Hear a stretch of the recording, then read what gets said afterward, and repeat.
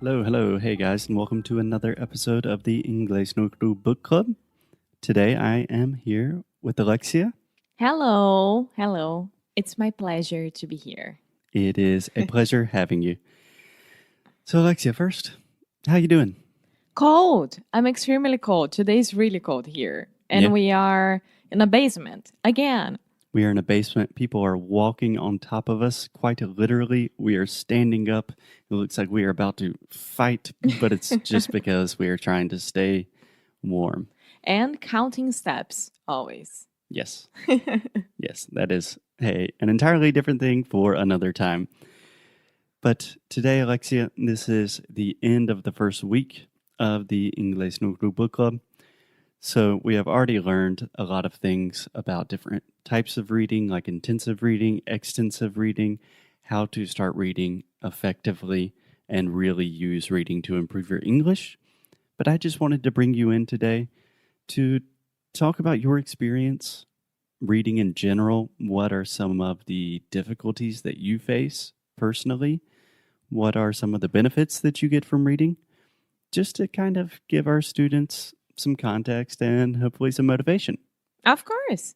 Does that sound good? Yes, it does. Cool. Awesome. So do you want to start with the good or the bad? You choose. Go ahead. Okay, I think neither one of these is bad.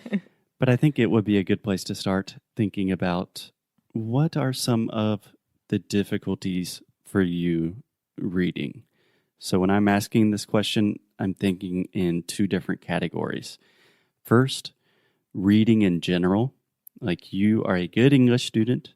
You know that reading is good for you, like as a life skill, but also really good for your English.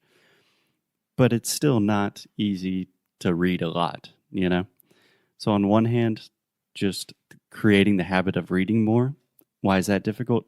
And also more specifically, when you are reading, what is difficult? Like technical things in terms of vocabulary or understanding things. So I know that's a mouthful, a lot of questions. Feel free to begin wherever you want.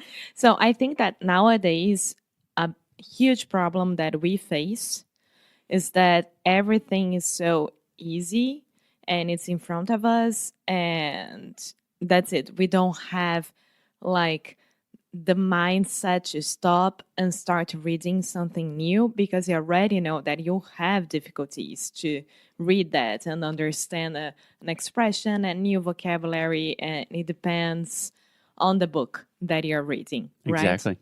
So I blame a lot on the modern days.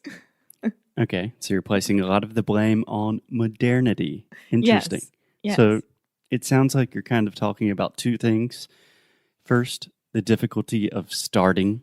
And this is a real thing. You have a book, it's interesting, you know you want to read it, It's but ridiculous. it's a big book and just getting that first step is hard. And it's not if it's a big book or a short book. Right. It's not small, right? It's short.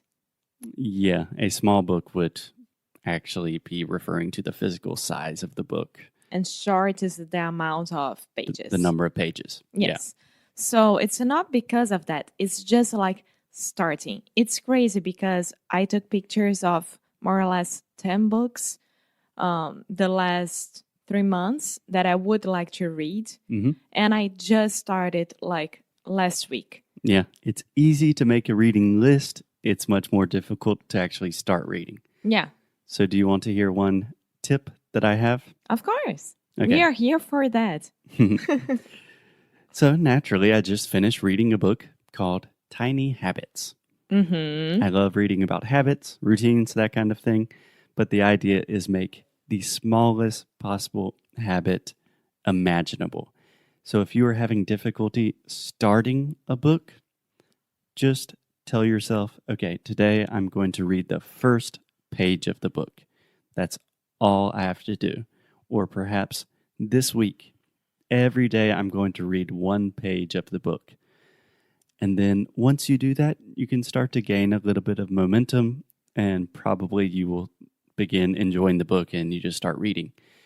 But if you can't read one page, we can't really help you. It's just like physical exercise. You just have to start. And then you run 1 mile and you run 2 miles and then you run 3 miles. It's the same as reading.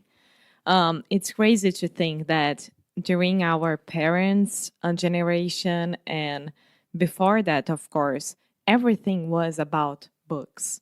Every single thing. And nowadays, it's not. So we are suffering a lot with that. Yeah. Plus, when you start reading and it starts to be difficult, you kind of like, you don't want to let yourself down, right? Right. Yeah. So it's a balance that you had to have. Yeah. This is something that we talk about specifically in the course is the pleasure and motivation and sense of achievement and accomplishment that you receive when you actually finish a book. So I really believe in this modern day age of 24/7 information. You get a ton of pleasure and this amazing feeling when you start a book and you finish it. So I think that is super, super cool and important. Yeah, yeah. And I'm loving to read before going to sleep.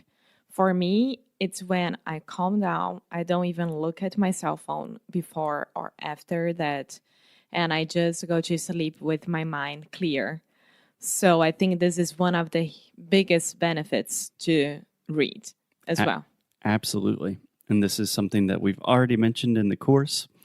So, Alexia, we talk about the difference between intensive reading and extensive reading. So, intensive reading is essentially reading very carefully. You're reading like a small piece of a text, analyzing every single word. That's like you're studying. Extensive reading is what you would normally just think of when you think of reading. Yeah. You're sitting in bed, you're enjoying the process. That's really important because not only you are in a calm state of mind, you are relaxed, but you are also in a very relaxed environment. So everything is perfectly set up so you can read successfully. You don't have your phone, you're comfortable, you're warm, you're quinchina, you're ready to go. And that's something that we focus on a lot is just creating the right environment for you to succeed. Yes. And another point that I would like to comment, if I may. Sure. Everyone is always sending us messages and emails like, I'm really worried about my vocabulary and etc.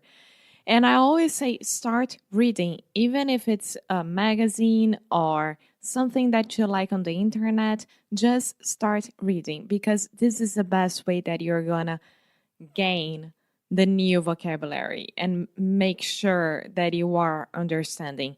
And I want to ask you, like, when you are reading just before bed, for example, I feel that I am absorbing, like the new Absorbing. Absorbing. It's a B. with B? Yeah. It's so crazy. Absorbing the new vocabulary. Yeah. And I think that I will start using the new vocabulary more and more automatically and organically. This happens, right? Yeah, for sure. Yeah. So if you think about passive vocabulary acquisition and active vocabulary acquisition, so for example, if you're reading intensively and you're studying each and every word, you're taking notes, and then you have flashcards or something like that, that's one way to directly acquire more vocabulary. But also, if you are reading in bed and you continue to see the same words, you are creating this imaginary world in your head of characters in different places, those words will start to subconsciously enter your English vocabulary and you will start to use them in conversation. There are a lot of different ways to attain more vocabulary. We talk about a lot of them in the challenge, and there are different ways for different situations. But for sure, to answer your question, if you are just reading, even if it doesn't feel like, okay, I'm studying vocabulary, you're making progress. You're learning new words, of course. Okay. Yeah. So I think that's it for me. Cool. I don't remember any other point that I would like to make, but I can come back at any time. Please, we would always love to have you. Awesome. So thanks a lot, Alexia. I hope you guys have learned a lot in the first week of the book club. And of course, if you have any questions, feel free to reach out to us. We are here for you. And have a happy weekend full of books, warm cups of tea, and maybe some puppies. Perfect. Okay, we will see you guys on Monday. Bye.